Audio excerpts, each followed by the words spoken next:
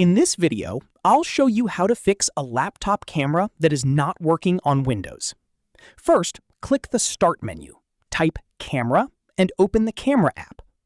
If the camera light turns on but you don't see any video, don't worry, here's how to fix it. Open the Start menu again and go to Settings. Next, click on Privacy and Security, then select Camera.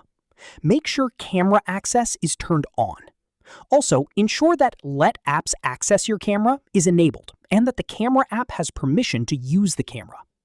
Now, right-click the Start menu and select Device Manager. In Device Manager, expand the Cameras section.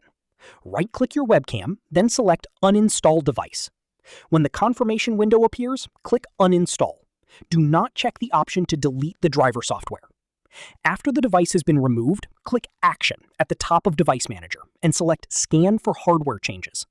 Windows will automatically detect and reinstall the camera. Now, open the camera app again and check if it's working properly. That's it. This is how you can fix a laptop camera that is not working in Windows. If you found this video helpful, don't forget to like the video, subscribe to our channel, and press the bell icon for more tutorials. Thanks for watching.